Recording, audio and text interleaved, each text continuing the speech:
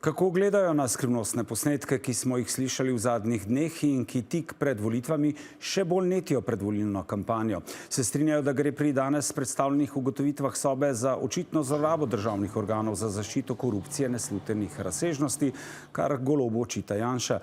Kaj jih skrbi ob takšni volilni kampanji tik pred volitvami, ki bodo odločale, kako bomo živeli v Sloveniji, tudi mladi? In zato so tudi danes z nami, tako kot sinoči, predstavniki podmladkov strank, ki jim volilne ankete kažejo najbolje. Jan Strgar iz Mlade Levice, David Tomažin iz Mlade Slovenije, Jure Oblak iz Resnice in Leon Božič iz Mladih piratov. Dobro večer. Gospod Tomažin, kaj recimo vas kot mladega politika skrbi ob teh nezakonitih posnetkih, ki jih gledamo iz dneva v dan? Zelo lepo je bilo predstavljeno. To je treba preiskati. Kakršnakoli vmešavanja v politiko pred volitvami so nedopustna. To se tudi dogaja v tujini. Ampak po eni strani so veseli, da se to dogaja zdaj, da vidimo dejansko, kakšna je realnost, v kateri živimo. Kaj se to, mislim, kot mlad človek mene skrbi, kam smo to državo pripeljali. To je, a sploh lahko še zaupamo v pravno državo v Sloveniji? Ker mlade že tako skrbi, že tako krožijo same teorije in zdaj se še to pojavi, da se potrdi, da je v ozadju očitno res neka korupcija, je strašljivo, no? Tudi vas delite enake skrbi? Ja, lejte, mi smo v Levici od vedno proti korupciji, smo ena izmed redkih strank političnih, ki od začetka ni imela nobene korupcijske afere in tako bo tudi se nadaljevalo. Nas pa predvsem tudi skrbi to, da v Sloveniji vemo, da je neka privilegirana elita, koruptivna, ki je popolnoma nedotakljiva in mi mislimo, da je to treba takoj končati in da morajo pravosodni organi dejansko praviti svoje delo glede tega. Skrbi nas pa tudi, kako so bili ti posnetki pridobljeni, ne? Zaradi tega, ker gre v bistvu za to, da so se izraelski zasebni obveščevalci začeli vmešavati v naše volitve. To so delali že drugod, po drugih državah, recimo na Madžarskem, in tukaj gre za direkten napad na našo suverenost, na našo državo in na našo demokracijo. In to je treba obsoditi. In predvsem, kar je zaskrbljujoče, to je prišlo naročilo iz Slovenije. In zdaj to je prišlo, to vemo, iz slovenske desnice, ker oni so tisti, ki od tega profitirajo. In mene zanima, kaj so oni obljubili za to v zameno. Vemo, Izrael se je zdaj začel vmešavati v naše volitve, kaj so oni obljubili v zameno. Zdaj, če desnica pride na vlado, sem obljubila recimo, da se bojo milijoni našega davkoplačevalskega denarja začeli stekati za njihovo orožje. Ali sem obljubila recimo, da bo Slovenija začela podpirati njihov genocid v Palestini. Tako da to je tudi eno vprašanje, o katerem se premalo pogovarjamo in ga moramo odpreti. Gospod Tomažin, prihajate z desnega pola, kaj pravite na to zaskrbljenost iz Levice? Ja, zdaj, meni je škoda, da se pogovarjamo bolj o tem, iz kje je prišlo. To je treba preiskati, ne to preiskujejo na policiji. Zakaj se ne pogovarjamo o vsebini teh posnetkov? Kar je rekel gospod Oberstar, nas se blati, Novo Slovenijo se blati, odkar so gospoda Hajdinjaka zbili dol z mesta Darsa in pride gor gospod Ribič in se zdaj postavke za sponzorstvo dvigujejo. Meni se je to veliko bolj vredno se pogovarjati, kako se vlada, v bistvu vaši vrhovni poveljniki, če smo tako reči, skoriščajo državna podjetja, pa tudi ne državna, za to, da preganjajo lastne politične nasprotnike. To je veliko hujše pa vmešavanje. Se mi zdi, no, jaz ne vem, a bi rekla, da ni, da je državna korupcija veliko manjši problem, kot pa to, da nekdo to izpostavi. Glejte, kot prvo, v Levici smo popolnoma samostojni in neodvisni in naša zgodovina glede korupcije je jasna. Kolega iz NSI-ja ne more tega trditi, ker vemo, kakšne so njihove korupcijske afere. Tako da, mi smo in tudi druge stvari, neobvodno financiranje inštituta Janeza Evangelista Kreka, potem imamo različno financiranje nevladnih organizacij, ki so blizu članom NSI-ja in tako naprej. Ampak se bomo potem o tem pogovarjali, seveda je izmišljeno, pač ne.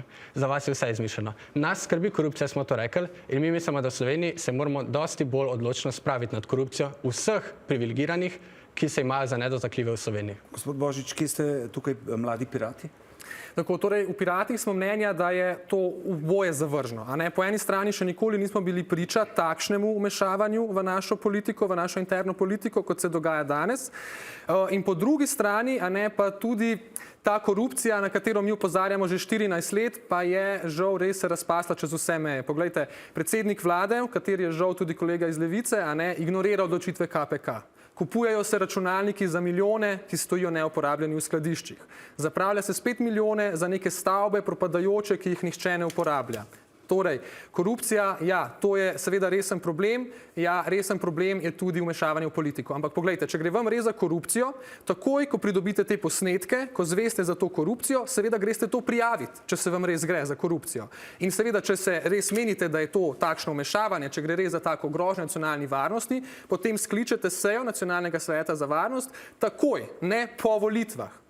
In torej, kam smo zdaj spet prišli? Lejte, spet se pogovarjamo samo o temu, kaj je hujše, katera afera je hujša, ali so levi slabši, ali so desni slabši, ne pogovarjamo se o programih, ne pogovarjamo se o tem, kaj bo kdo naredil za Slovenijo, za Slovence, za nas mlade, za delovne ljudi in torej postajajo volitve, zgleda ne več nek praznik demokracije, ampak v resnici samo še nek test lojalnosti, na čigavi strani si. Gospod Strgar, sodelujete v vladi, katere predsednik ignorira ugotovitve protikorupcijske komisije, ne, pravi tukaj gospod Božič, ne, in pravi tudi, da bi moral predsednik vlade Robert Golob takoj sklicati svet za nacionalno varnost glede teh prisluhov, kjer pa sodeluje tudi opozicija.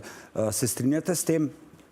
Da bi morali sklicati svet za nacionalno varnost. Ne pa tako je, ja, zaradi tega, ker je to resno in tako kot je kolega pametno izpostavil, timing, kdaj so išli te posnetki, je zelo pomemben. Če bi tukaj šlo za neke zaskrbljene ljudi, ki se bojijo korupcije v Sloveniji, potem bi to razkrili takoj, ko bi izvedeli za to. Zdaj, ko so pa razkrili to direkt pred volitvami, je pa to načrten poskus, da to predvolilno kampanjo spremenijo iz nekega boja vrednot, dosežkov in pa vizije, pozitivne vizije za Slovenijo in Slovence v neko žajfenco, v neko telenovelo, kdo bo zdaj koga bolj oblatil. In mi v Levici smo, moram reči, razočarani nad tem, zaradi tega, ker smo cel mandat in celo kampanjo predvsem poudarjali vrednote, dosežke, ki jih imamo kar veliko, če samo menim dolgotrajno oskrbo in pa rekordno stanovanjsko gradnjo, in mislimo, da se moramo pogovarjati o tem in pa o tem, kdo ima najboljšo vizijo za vse Slovenke in Slovence. Gospod Oblak, kaj pravite na to v resnici? Jaz mislim, da je vsak poseg v našo suverenost Slovenije pač kršitev in bi jo mogli podrobno raziskati. Tukaj pa ne vem, zakaj smo se že začeli takoj na začetku kregati, ker mi smo pač tukaj, da povemo stališča svoje pač mladih, ker dejansko bomo mi mladi tisti, ki bomo živeli še naslednjih 40, 50, 60 let in bi mogli pač že zdaj ugotavljati, da vse te kršitve, ki vplivajo na suverenost, bi jih mogli pač skenslati. V bistvu, če ne bomo zdaj tega ustavili, pač bomo mladi bili sužni Izraelcev ali kaj. Ja, tukaj se iz Mlade Levice predstavljajo, kot da vejo več od nacionalnih preiskovalnih organov. Ne to oni sami pošlihtajo. Prvo kot prvo, Nova Slovenija, to je zelo grdo blatenje. Mene res zanima, zakaj bolj stojite za obtožbami korupcije v državi in se posvečate potem, kdo je s kom. To je delo policije. Mi se moramo zdaj dejansko posvečati pred volitvami točno, kdo je za kaj odgovoren. Če je to vaša vlada, je to vaša vlada. In tukaj je absurd, da stojite za temi, ki kršijo konec koncev določila protikorupcijske komisije, namesto da bi se dejansko pogovarjali o vsebini. Obtožbe so bile, da je Dars prevzet. Obtožbe so bile, da obstajajo strici iz ozadja, ki urejajo in kontrolirajo to državo. Jaz ne vem, od kje je ta potreba, da se zagovarja te ljudi? Jaz ne vem, kje smo mi zagovarjali kakršnega koli koruptivnega politika. Tako da naše stališče, še enkrat, vedno je bilo in vedno bo. Koruptivne elite v Sloveniji iz bilo katerega pola je treba preganjati in to mora narediti naše neodvisno sodstvo in naši neodvisni pravosodni organi in to morajo končno enkrat zaključiti, da se lahko v Sloveniji zapre to slabo poglavje. Ja, ampak obtožba je, da je to predsednik vlade. Pri predsedniku vlade bom še enkrat ponovil, ker je tudi stališče Levice, ki smo ga ves čas ponavljali, ko bo prišlo do tega, da KPK ugotovi resne kršitve, je naše stališče vedno in vedno bo, da mora vsak politik prevzeti lastno odgovornost. Gospod Božič? Ja, ampak gledajte, tudi gospod Janković ni bil nikoli pravnomočno še obsojen, a ne tudi, če se prav spomnim, gospod v bistvu Janša, je bila njegova sodba razveljavljena, potem v bistvu kaj, tudi ne moramo zdaj ni v dveh označevati, kot da sta obremenjena s korupcijo, recimo. Ja, lejte, klej gre za dva zelo različna primera, ker pri enem je šlo za osebno koristenje gospoda Jankovića ali gospoda Janše, pri drugem ne bi šlo za neko vmešavanje v policijo, šlo je dejansko za 2 SMS-a, ampak jaz tukaj nisem osebni odvetnik gospoda Goloba in nočem preveč o tem govoriti, kar še enkrat. Mi smo tukaj, da bi predstavili naše dosežke in našo vizijo za Slovenijo in jaz bi res prosil, da se začnemo pogovarjati bolj o tem, kot po tem, kaj je naredil nekdo, ki ga trenutno ni v studiu, niti ni predstavnikov njegove stranke. Povejte mi, o čem se bo po vašem mnenju odločalo v nedeljo na volitvah? V nedeljo se bo odločalo o tem, kakšno prihodnost si želimo. Zdaj, podatki so take. Tukaj nam Kaviar socialisti prodajajo, kakšne dosežke so naredili. A ste vedeli, da je iz leta 2014 na 2025 22.000 ljudi šlo pod prag revščine? In če boste šli pogledati statistiko glede tega, boste videli, da od sredine leta 2022 ta procent ljudi, ki so pod pragom revščine, sam še narašča. In ta padec, ta sploh nekvalitetne prodane socialne politike vaše so neuspešne.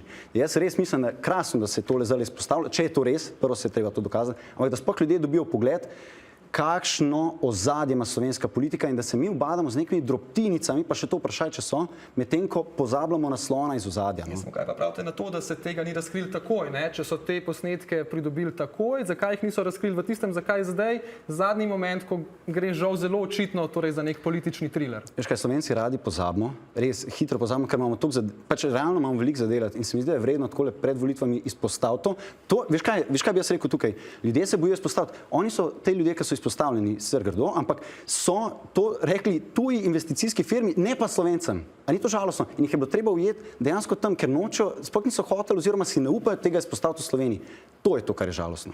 No, jaz mislim, da je bolj žalostno to, da se namesto, da se korupcijo preganja, samo zaradi tega, da se preganja korupcijo, ker smo proti korupciji, se korupcijo preganja samo, kadar je to nekomu pač očitno v politično korist. Gospod Oblak. Meni je žalostno, da že toliko let, kakor živim v Sloveniji, poslušam sam tam v parlamentu, kreganje levih, desnih, kajni otroci, meni je dosti tega.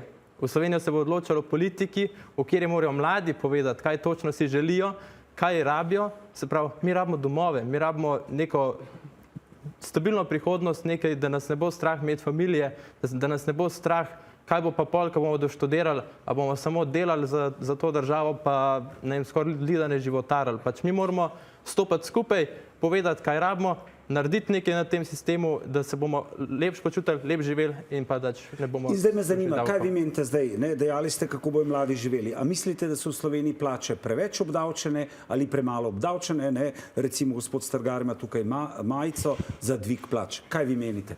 Mladi, kako vi to vidite? So vaše, oziroma so plače preveč ali premalo obdavčene? Jaz mislim, da je preveč obdavčen.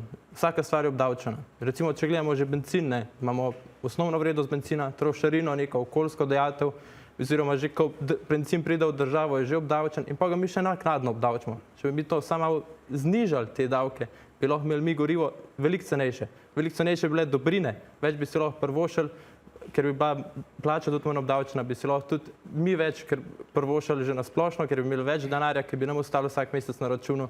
Vse bi bilo pač v bistvu boljše na dolgi rok, zato ker bi se vsak potrošnja bi se povečala, za gospodarstvo bi bilo boljše. No, samo vi imate v programu tudi neko povečanje določenih socialnih izdatkov, neke določene ugodnosti za mlade, tako naprej.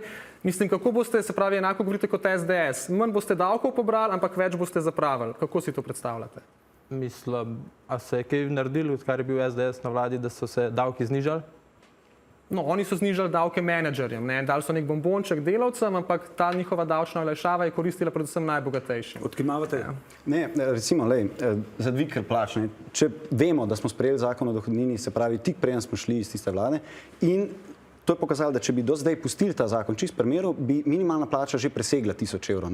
Da mi smo nekaj naredili, ampak te dolgoročne ukrepe se pač ne upoštevajo in se tukaj pretvarja, da je dvig minimalne plače tisti ukrep, ki bo vse rešil. Mi smo toliko bremenili gospodarstvo, da če bi sam pustili primer, bi bilo toliko enih stroškov rešenih. To je žalostno. To je zelo ironično in zelo cinično za moje pojme, da se ima tako majico danes skoraj. Bom jaz kar direktno repliciral.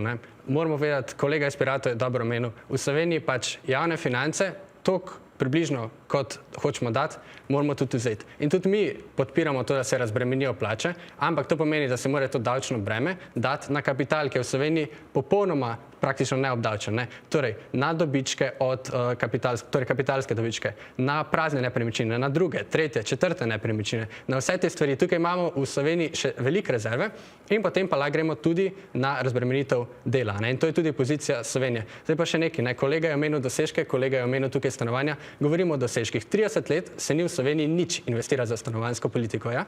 V zadnjih 10 letih smo dali 14 milijonov za stanovanja.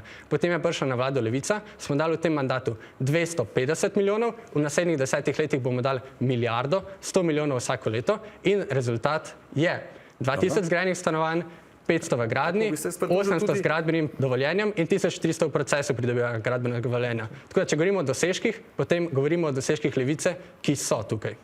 No, obljubili ste sicer 30 000 javnih stanovanj, ampak ne, lejte, res je, tudi OECD, a ne vse te gospodarske institucije nam pač že dolgo vrsto let nam pač predlagajo, da kaj naj naredimo za gospodarstvo, ja, razbremenite plače in obremenite torej bogastvo, kot smo imeli na TV, no, ampak rečemo, jaz raje uporabljam termin bogastvo, zato ker drugače se zelo hitro kdo tukaj najde in misli, da mu bomo zdaj vzeli, da bomo vsi enaki, vsi reveži, kot je rekel gospod Jelinčič enkrat na soočenju, ampak ne gre za to. Zakaj pa gre? Ja, gre se za to, da tisti, ki imajo največ, ki imajo 5, 10, 20 stanovanj, lejte, ljudje imajo po 30 stanovanj, rekorder pa je celo 80 stanovanj. Jaz si ne morem predstavljati, kaj pomeni imeti 5 stanovanj, kaj šele 80. In taki ljudje si pa seveda lahko privoščijo, da malo več prispevajo državi. Pa še samo zelo na hitro, torej kako delujejo davčne stopnje, žal je to treba očitno razložiti. Mi pirati bi razbremenili prvo in drugo davčno stopnjo. To seveda pomeni za tiste, ki pač zaslužijo najmanj, relativno, ampak to pomeni, da bojo tudi tisti z najvišjimi plačami plačali manj davka, ker pač davčne stopnje tako delujejo, da ko sem v prvi plačam pač davek za tisto in samo tisto, kar je več kot prva davčna, recimo, da je 100 evrov davčni stop, prvi davčni stopnji jaz računam 120, torej bom samo na teh 20 evrov plačal višji davek. Teh prvih 100 evrov bo pa še vedno obdavčeno po prvi enotni davčni stopnji, torej ko bomo mi pirati to spustili, bo tudi v bistvu za vse Slovence, za vse, ki delamo, vsem nam bo več ostalo. A so vam drugače povedali, kaj morate danes povedati tukaj na tem soočenju, ali je to vaše mnenje? Kdo pa bi mi to povedal? Ne vem, vaše stranke recimo? Mislim, ponavadi kolega je tako, da se za soočanja pripravi. Zdaj vem, da vi v resnici nimate nobenega programa in takih zadev, ampak vseeno, ponavadi se pride na soočenje pripravljen z predlogi, kako izboljšati življenja Slovenk in Slovencev. Če je kolega to lepo izpostavil, ne vem, zakaj ga moramo napadati. Jaz mislim, da se tukaj ful postrinjam, da je treba izboljšati dejansko blagostanje ljudi. Tukaj bi se celo navezal na vaš predlog, se pravi, naš predlog je dvigati splošno olajšavo. To pomeni, da bo ljudem v žepu na koncu leta ostalo več. Kaj se zgodi? Nas so skozi kritizirali, da če bomo znižali davke, da se bo ful manj denarja steklo v državno blagajno. Narobe, čisto faktualno narobe. Ljudje bolj zaupajo državi, poveča se gospodarstvo. Nam so očitali 800 milijonski minus, prišlo je v državni proračun 600-700 milijonov, več, kot smo pričakovali. Plus smo naredili s tem, ker znižaš davek. Logično je, zato ker ljudje bolj zaupajo državo, zdaj grejo pa na črno. Gospod Sotošek je mogel iti v Delaware odpirati podjetje, s čimer smo izgubili tudi do pol milijona. Pa dajmo vse davke na 1%, pa bomo vsi bogati. Ne, veš kaj, treba je samo racionalno pogledati, dati razumne davke, da bomo zadržali tudi kapital, ker z njim bomo lahko financirali dejansko socialno državo. Ja, jaz mislim, da je večji problem to, da mi vsi gledamo spet, kaj se dogaja z našimi davki. In kaj se dogaja? 10% si pobirajo, provizice grejo skozi javna naročila v lastne žepe in potem seveda ni čudno, da ljudje nočejo plačevati davkov. Tukaj je treba začeti, da bo Slovenija spet država, v kateri bomo sploh mladi radi živeli, hoteli ostati in bili ponosni, da jo imamo. Hočeš živeti v državi, kjer se stalno nabijajo davke. To je ta, zakaj se ne naredi nikoli nobene spodbude? Zakaj se ne razbremeni? Jaz sem govoril o razbremenitvi plač. Predvsem pa tudi pomembno, kaj vi naredite s temi davki. In vaš v 30 letih obstoja NSI, ste naredili točno nič. Niste zgradili stanovanj, niste zrihtali dolgotrajne oskrbe, niste naredili za mlade nič, za upokojence nič, za nikogar. Za nikogar nič. Ja, mi smo pa zrihtali. Prvič po 30 letih vse vlade v Sloveniji si niso upale dolgotrajne oskrbe in zdaj dela. In vam povem, vsi v domovih za ostarele plačujejo nižje položnice, vse naše babice in detke, tudi moja babica, ki je v domu v Celju, plačuje recimo nekaj 100 evrov manj, nekateri tudi do 600 evrov manj. In če vam se to zdi, da ne dela, potem jaz ne vem, kakšen sistem hočete. In vam povem v bistvu, kakšen sistem oni hočejo. Hočejo sistem, ker bi spet menedžeri bi bili malo manj obdavčeni, ampak vaša babica bi pa zato plačevala 300 evrov na mesec več za dom upokojencev. Zdaj nam se to ne zdi pravično? To je res. Odločbe sploh še niso izdane. Kaj govorite, dolgotrajna oskrba sploh ne funkcionira? To je pa zdaj popolnoma laž, ker lahko vsak upokojenec, ki je v domu, pogleda svoje položnice. Ja, žal tudi po mojih informacijah je to izdajanje odločb zelo počasno. Baje ne bi bil samo en človek kvalificiran, da te odločbe izdaja, da čakalna vrsta je par tisoč odločb.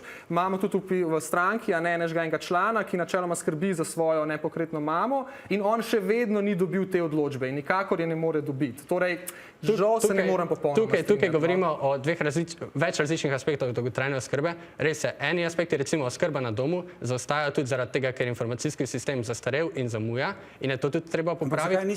Če ste vedeli, da boste šli recimo v to spremembo, takoj naročili informacijski sistem, ki bi bil sodoben? Informacijski sistem je bil naročen, ampak stanje javnih naročil v Sloveniji pa vemo, kakšno je. Dobiš nekega ponudnika, ki je recimo edini, ki se prijavi in potem on zamuja, išče anekse, hoče pač nategniti državo za vsak zadnji državni evro in stanje je tako. Ne. Zato tudi rabimo reformirati tako javna naročila kot nasplošno javno upravo in pač očistiti te korupcije in te kraje državnega denarja. Ampak vaša vlada je imela največ poslancev v zgodovini skoraj da ne Slovenije, da ne bom to strdil, mislim, da več celo od gospoda Drnovška, torej lahko bi se to uredilo, ne?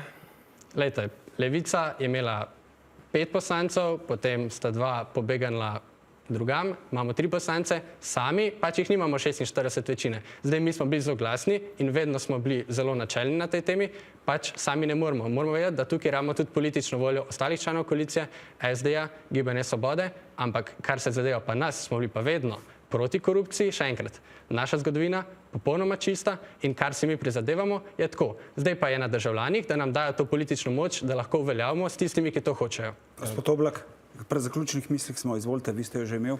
Ja, jaz bi še nekaj rekel glede davkov, ker je gospod Inspirator rekel, da jih nočejo plačevati. Imamo izbiro, da bomo plačevali davke ali ne. Pač, če boš hotel taki kup, da boš mogel plačati davek. To v vsakem primeru. No, seveda gre se tudi za to, kakšen občutek imaš z veseljem. Tudi vemo, da davčna utaja je zelo visoka v Sloveniji, ne prek SP-jev, ne izplačuje se dobička na kapital, se rajde prek SP od prijateljev to dela, ne dela se prek avtorskih pogodb, dela se spet na popoldanske SP od prijateljev. Torej, očitno, ja, ne želimo plačevati očitno davke v tej državi. Ja, zdaj še tole dolgotrajno oskrbo. Vse zelo fajn, ampak v bistvu ste dali še upokojencem en dodaten prispevek, ki ga morajo plačevati, pa že tako imajo majhne penzije. Pač mi bi to skinili dol, da oni tega ne rabijo plačevati. Se pravi, upokojenci tega ne bi plačevali, bomo tukaj končali. Najlepša hvala, da ste bili naši gostje, da smo videli, kako mladi podmladki strank vidijo aktualne teme in seveda, kako bi uredili prihodnost. Najlepša hvala, da ste bili naši gostje. Hvala za Hvala za povabilo.